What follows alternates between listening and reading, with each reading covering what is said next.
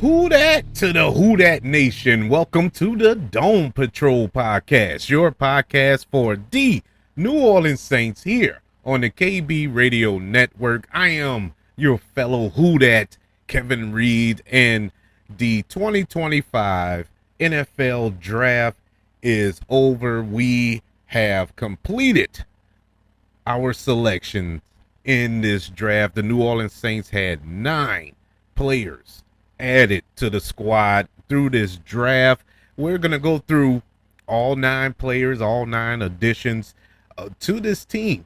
And will they help the team? Have they improved the team?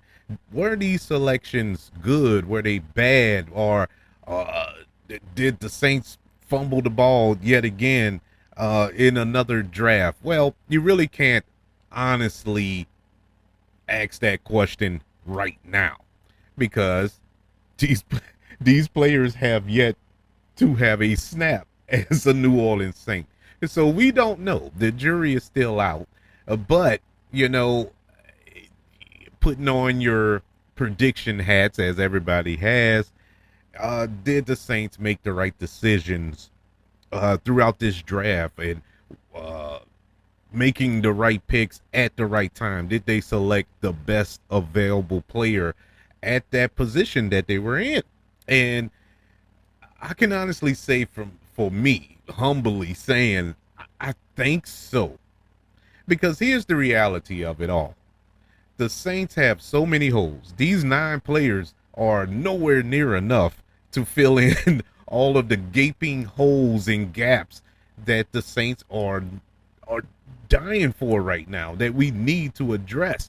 Now, did they address some issues? Of course.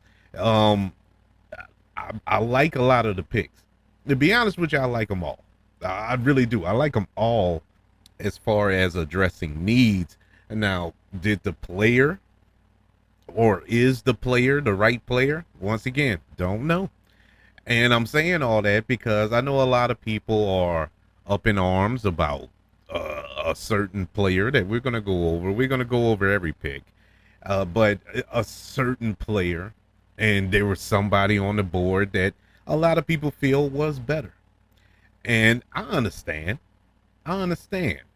But we really can't make that judgment right now. Now, when when the balls are beginning to get snapped, and we can give a real honest comparisons between A and B, then we can make that distinction. And, but right now, it's unfair to these guys who have been picked. I mean, it ain't their fault, so I don't want to badmouth any player who was drafted. Let's celebrate them, because maybe, just maybe, and especially if you are a Saints fan, you want every single player that the Saints bring in to succeed. I do. Whether I have a difference of opinion of who should have been drafted, who the Saints should have drafted, that's irrelevant at this point, because I'm not in the war room. I'm not Mickey Loomis, thank God. I'm just a fan, a lover of this franchise, and I want it to succeed, just like all of you want this team to succeed. And so I'm not going to harp on them right now. Now I'm going to celebrate them until they show me otherwise. I treat this as I treat every situation in life, or every person in life. When I first meet you, the default setting is I respect you. I'm going to give you the respect when I first meet you. Now once I get to know you, and you show me different, then I'm going to govern myself accordingly. Then I'm going to say, I'm going to have my opinion about you, i.e. a Derek Carr. When Derek Carr was first signed to this team, I was all in. I'm like, okay, he can help this team. I think he's a good quarterback. I don't think he's great. I don't think he's elite, but I think he's good enough to get us over the hump. Then the ball was snapped, and I felt differently, and I've expressed that at every opportunity that I've had. This dude is not it. And so I want to give these guys the same respect, you know, and hopefully it all pans out. But the New Orleans Saints, coming off a season where we only managed to get 5 victories all last season, we fired our head coach. We brought in a new staff. We have Kellen Moore as the head coach here.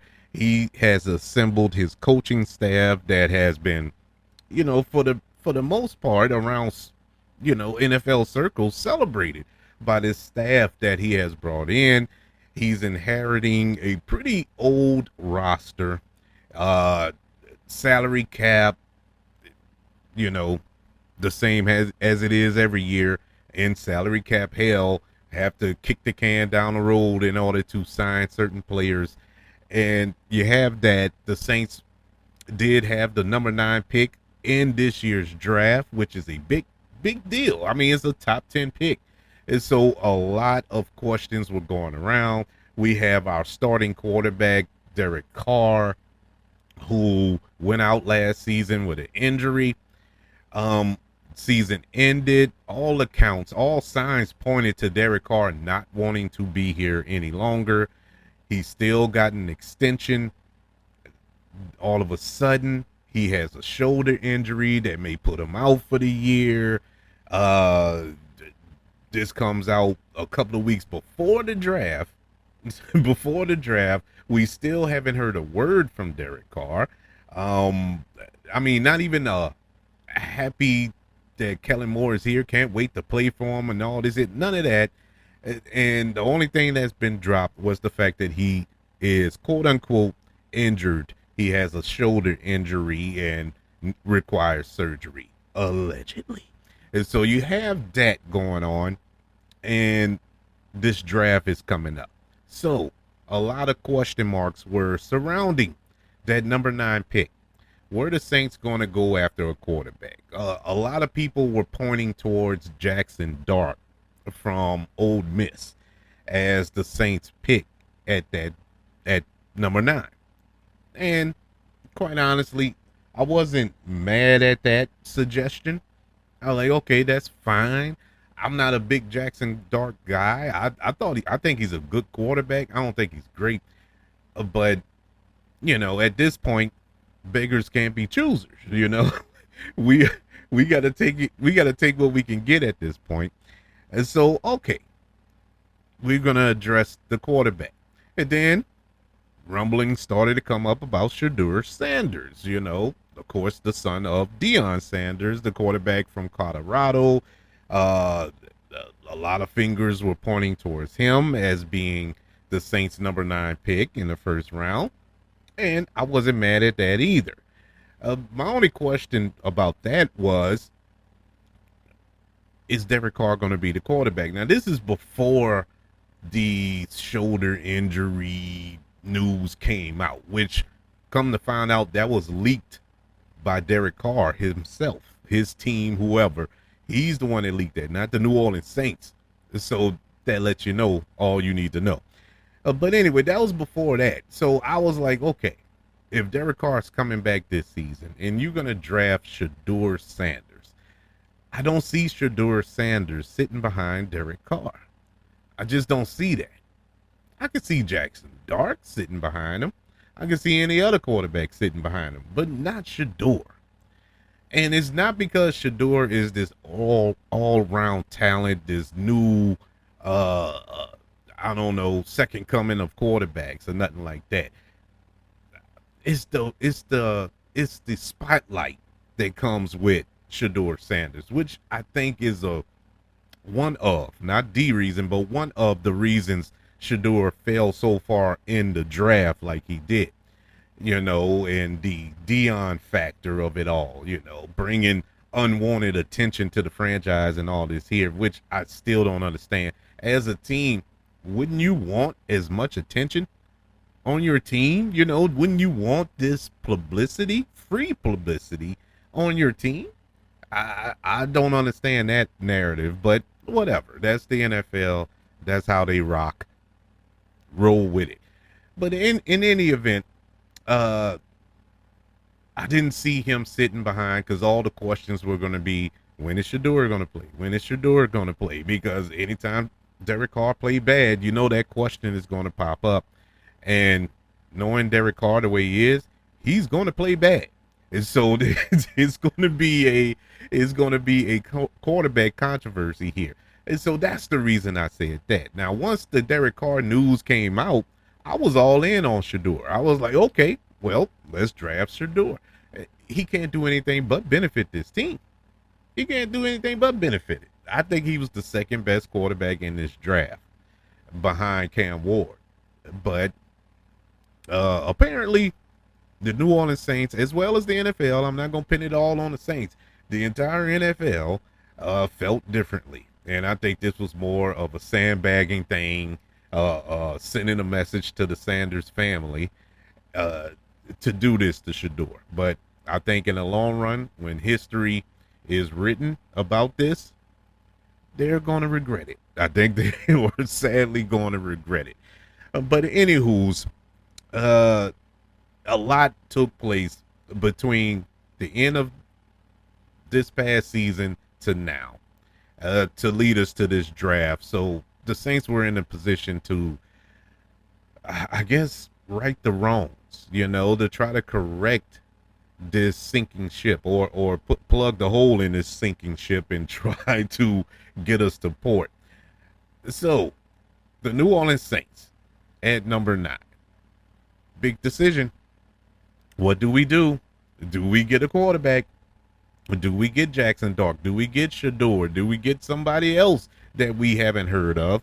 No, the New Orleans Saints address a glaring need, mind you. A glaring need. And let me just say, when they announced this pick, my initial reaction, my immediate reaction was like, really?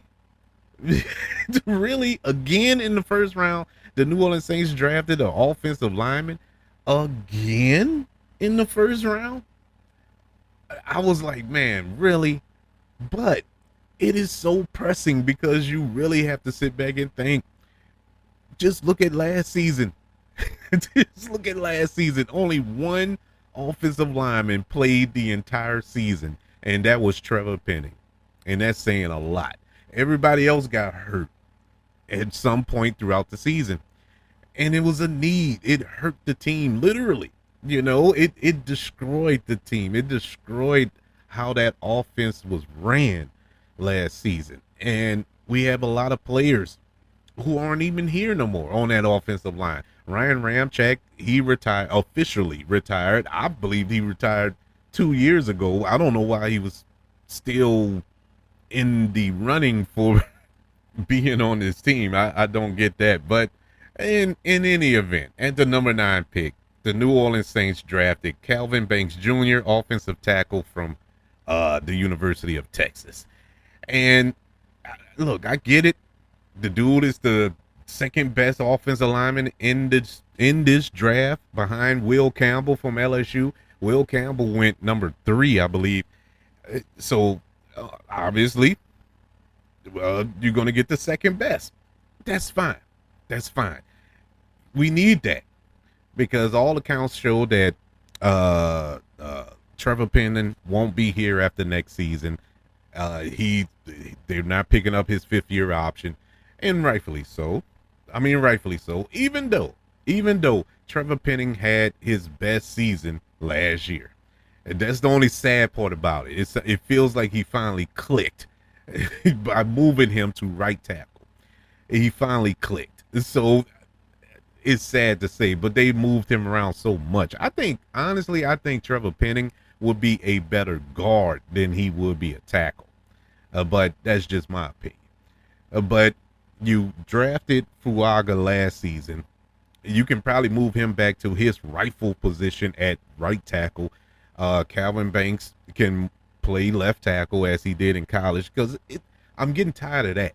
I'm getting tired of you draft a guard, but you play him at center. You draft a right tackle, but you put him at left tackle, and so on and so forth. I mean, come on. Let's put these players in their natural position.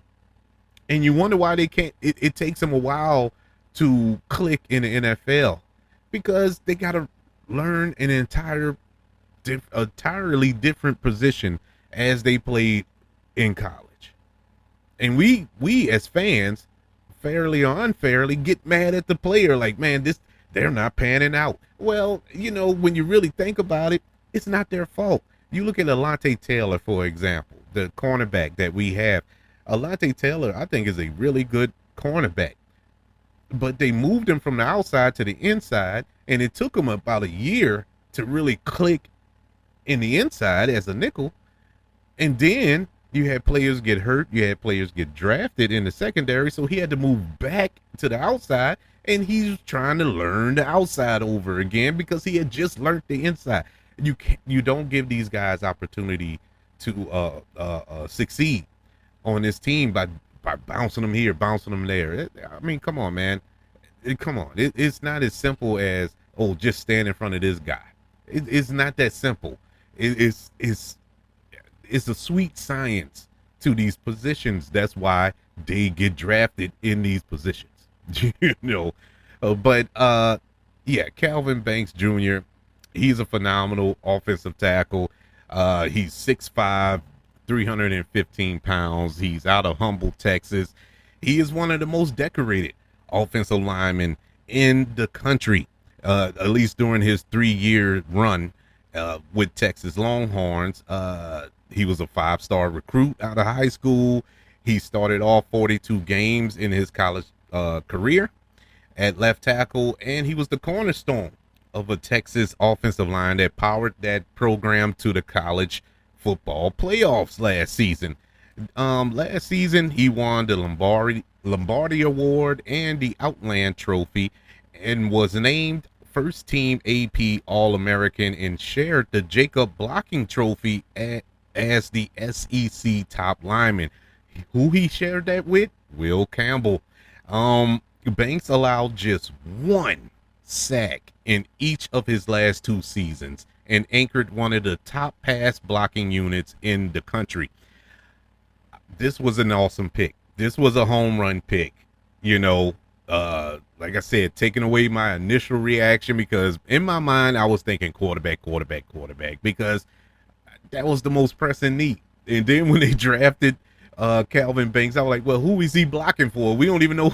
You know what I'm saying? My mind was just going crazy. But when you really sit back and let it breathe, let it simmer, it all makes sense. This was a really good pick here for the New Orleans Saints. The number 9 pick, Calvin Banks Jr., offensive tackle. Welcome to the Who Dat Nation, sir.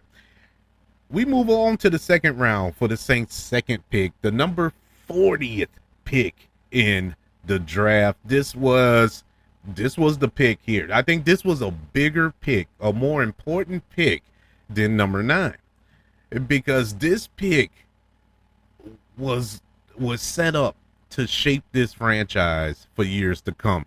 Little did I know that it was going to shake it in such a major way, at least from what we gather. A lot of speculation at this time was pointing towards quarterback, which makes sense. You're unsure at quarterback. You have Shedeur Sanders standing there. I thought this was the moment. I thought that the Saints were going to pull the trigger and draft Shedeur Sanders as the quarterback. But they hit it with a swerve.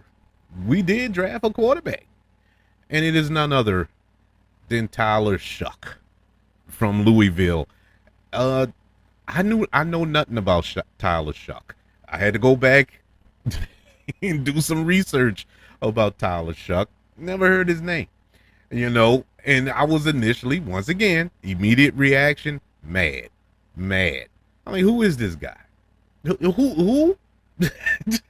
I never heard of a Tyler Shough. I never watched a Louisville game. It has nothing to do with him. I just never watched Louisville football. It don't come on TV, so at least not here. I have not seen him play, and so I really couldn't judge him. I was just like, I don't get it. Now, he's a big quarterback. He's 6'5", the tall quarterback, prototypical, I guess you could say, prototypical quarterback. But here's the thing. that really stuck out when you do your research about Tyler Shuck. He stays hurt. He has had three season ending injuries throughout his college career. He's been in college for 7 years. The dude is 26 years old. He's 26 years old. He's the same age as Trevor Lawrence in Jacksonville. They're the exact same age. Trevor Lawrence has what, 3 years of NFL football experience? You know, but they're the same age. It's it's crazy. But this guy has had three season-ending injuries in his career, and all I can think about was the fact that the Saints did it again. They did it. They did it again.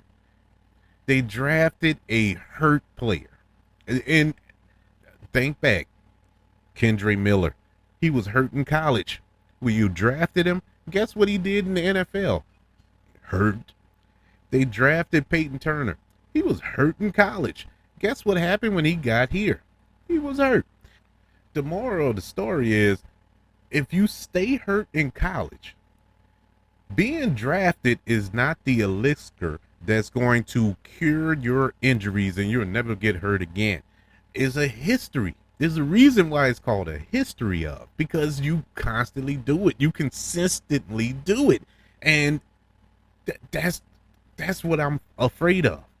Now, going by what I watched from Tyler Shuck, the dude has an arm. I'm not going to question his arm strength. I'm not going to question his accuracy. He's even pretty mobile. I'm not going to question none of that. He looks good. He really does look like a good quarterback. Not mad at that. So this is not a shot at him as a player. I think he's a really good player, and he may benefit this team. This may be our quarterback for the future. The question mark comes in. He has been hurt throughout his career in college. He stays hurt. And we're talking major injuries here. Now, he's had two shoulder injuries, two shoulder surgeries. The only good thing about that, it was his non-throwing shoulder. The bad thing about that is been back to back. You've hurt that shoulder that required surgery twice. I think he had a ACL or something like that that also put him out once.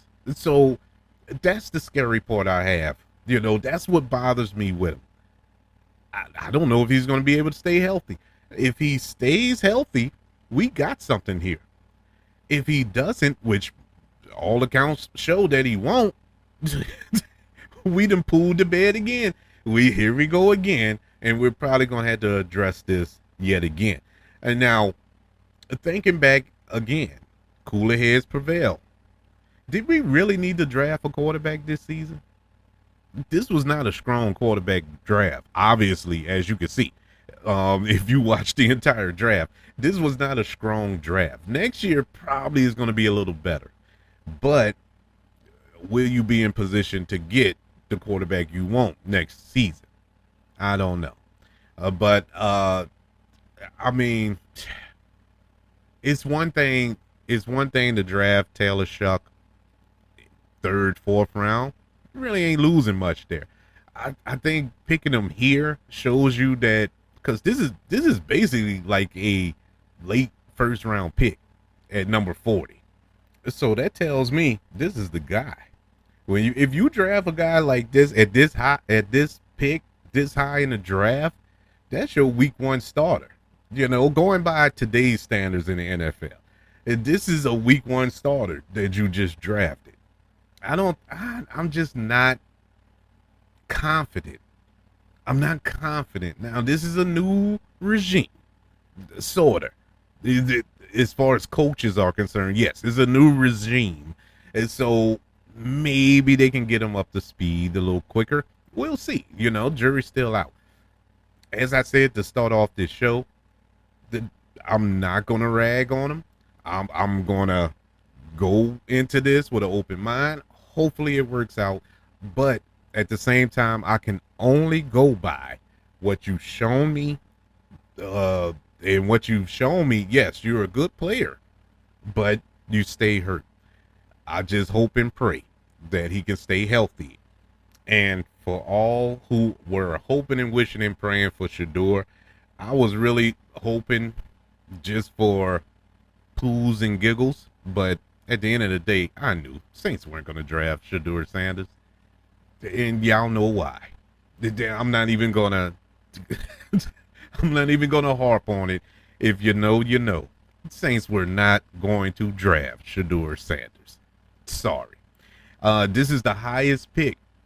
This is the highest pick of a quarterback that the Saints have drafted since 1978, 79, somewhere up in there, when they drafted Eli Manning. Not Eli, but it's Paul Archie Manning. So I guess kudos to that. Yes, second round, number 40 goes to Tyler Shuck, quarterback from Louisville. Let's hope and pray, people. Let's hope and pray. We move on to the third round with the number 71st pick in this draft. The New Orleans Saints addressed another need, and I'm gonna stop there with saying that's my last time saying it, because every need, every position was a need for the Saints. So it goes without saying they addressed the need. It goes without saying. But the Saints selected a defensive tackle from Texas, another Texas pick. We got Vernon Broughton, defensive tackle. He's 6'5", 311 pounds. He was the former top 80 national recruit. Vernon started 15 games in 2024, recording a career best 39 tackles, 4 sacks last season. He was a critical piece of the deep Longhorns defensive line rotation. Don't have much on him. I watched, some of his highlights. He looks a little active, and once again, his highlights. So I don't know.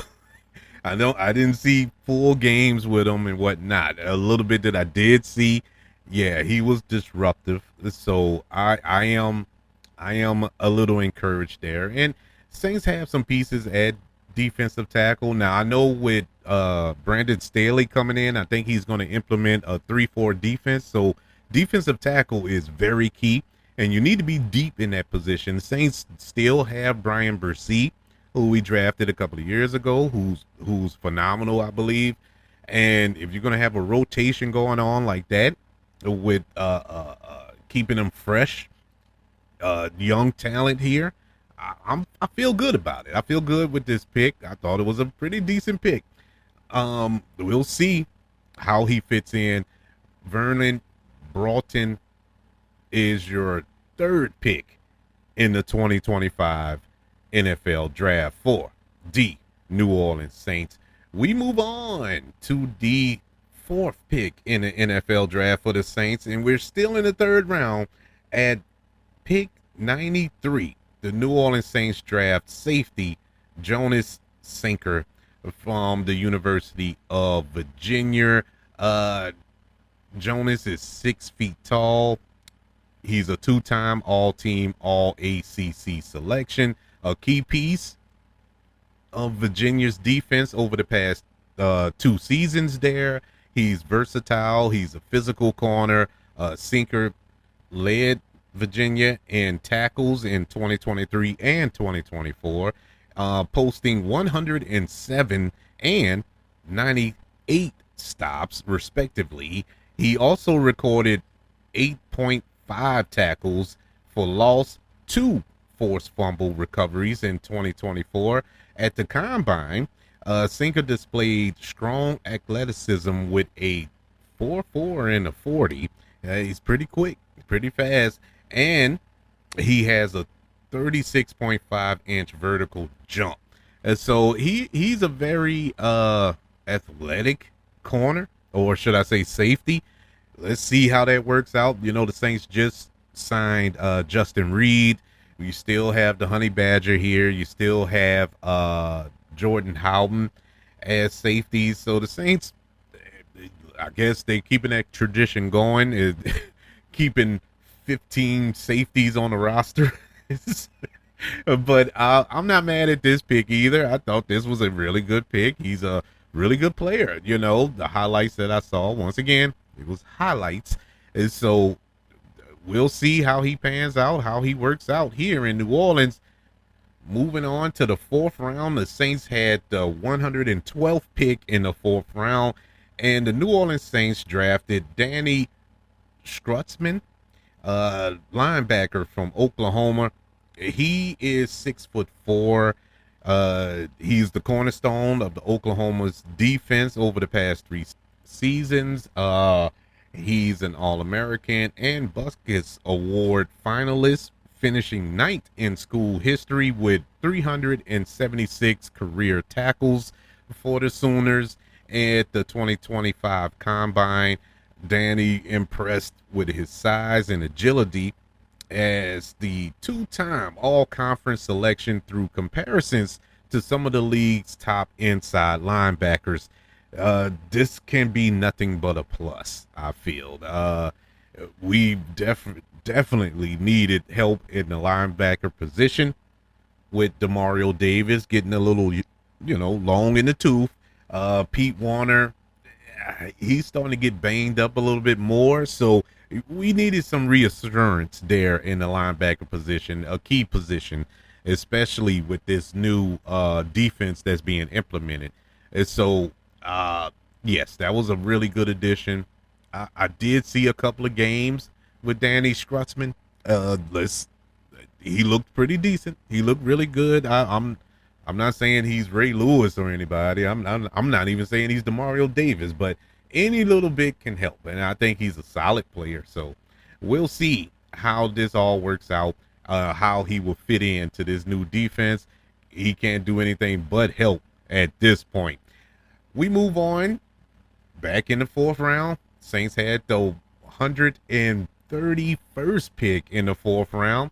The Saints selected Quincy Riley, cornerback from Louisville. Yes, he's reteaming with Tyler Shock from Louisville there. Quincy, he's 5'11". I guess you could say he's 6 feet, 194 pounds. He was named to the second team All ACC. He led the Cardinals with 13 PBUs. He tied the team lead with 2 interceptions during the 2024 season. Riley played in 10 games with 8 starts, tallying 33 tackles, 3 tackles for loss, 1 forced fumble in 2024. Prior to Louisville, Quincy was a first-team All-Conference USA player at Middle Tennessee State in 2021. He tallied 112 solo tackles, 15 interceptions, and 40 pass defenses in his collegiate career. He's a animal there, really good addition. We all know we lost Marshawn Lattimore to a trade last season. We lost Paulson Adebo to free agency. And so this was, of course, a pressing need. We did get Kool-Aid McKinstry last season. We still have Alontae Taylor, but we can also still use some help. So this was a good pickup for the New Orleans Saints, and I think they got him at a good spot. I think pre-draft he was more of a second round talent, and so we got him in the fourth round. That was a steal. that definitely was a steal, and good on the Saints on addressing that need as well. All right, we move all the way down. Saints didn't have a pick in the fifth round, but we pick up in the sixth round, where the Saints were picking at 184, and they chose a running back. The Saints chose Devin Neal from Kansas with that pick. Devin Neal, he carved out a pretty incredible career with Kansas Jayhawks, becoming the program's all-time leading rusher and first to post 3 consecutive 1,000-yard seasons. He was a senior captain in 2024. Devin Neal earned honorable mention, all Big 12 honors, and was semifinalist to the Jason Witten Collegiate Man of the Year award. Neal finished with 4,343 career rushing yards, 53 total touchdowns. His explosive senior season was highlighted by a 207-yard performance against Colorado, nonetheless, and an impressive East-West Shiners game appearance, being recognized with multiple National Player of the Week awards during his final college season. He is 5'11", 213 pounds. I did watch him. I did see some games with Devin Neal, and then I did go back and watch a few more highlights of his preparing for this. And man, I love his running style. He is similar to Kendre Miller. Difference is he's healthy. Knock on wood. Hopefully he stays that way. But I think that's a nice 1-2 punch or a 1-2-3 punch. If Kendre Miller can stay healthy, and of course Alvin Kamara on the field as well. So that's a good rotation to have. And Devin Neal is nothing but a welcome addition to this squad. Once again, as much as I rag on his team, this was a really good pick in this draft. I'm excited. I can honestly say I'm excited about that pick. And so we move on to the 7th round, our final round of the draft. Not the Saints' final pick, though, but at 248, the Saints draft a tight end, Molake Matavalo. I cannot say his name to save my life. I've been practicing for about an hour before the show started, but I'm pretty sure once he gets here, I'll get it down. But Molake, he's from UCLA. He's 6'8". 6'8". That is a target. You hear what I'm saying?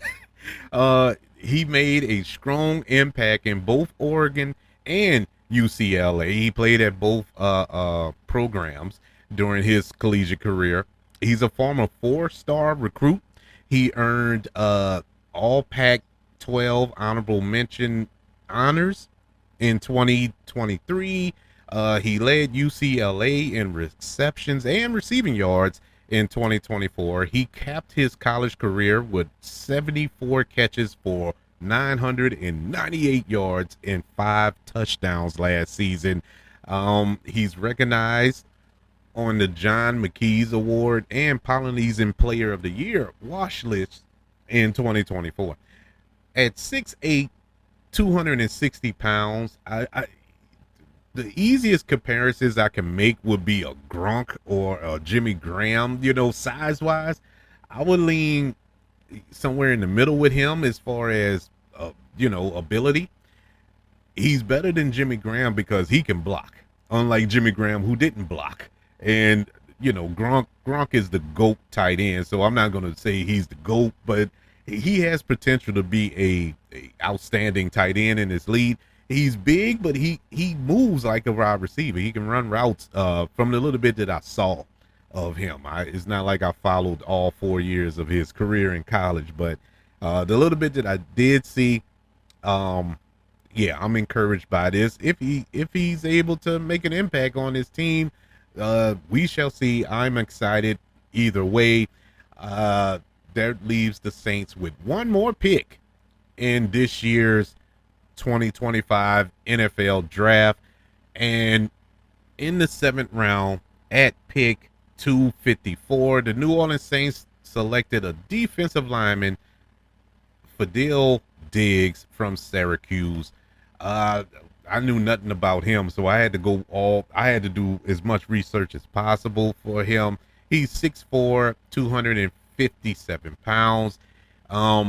He transferred to Syracuse after graduating from Texas A&M. He made an immediate impact as a team captain, starting all 12 regular season games for Syracuse. Throughout his collegiate career, he earned honorable mention All ACC honors in 2024 and served as a three-time team captain. Diggs totaled 120 total tackles, 32.5 tackles for loss, and 15.5 sacks across his time at Texas A&M and Syracuse.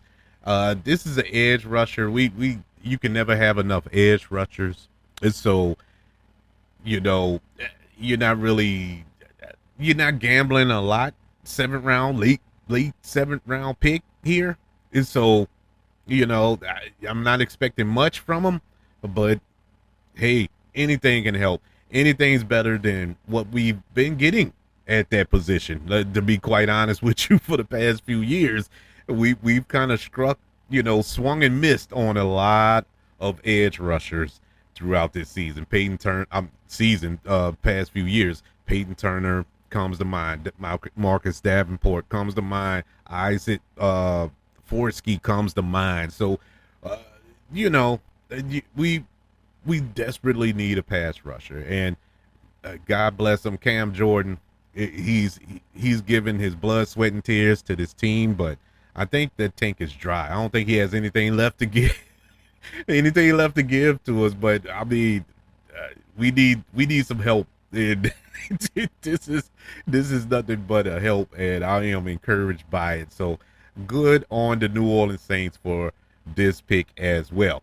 And so those are your new 9 members of the New Orleans Saints, courtesy of the 2025 NFL Draft.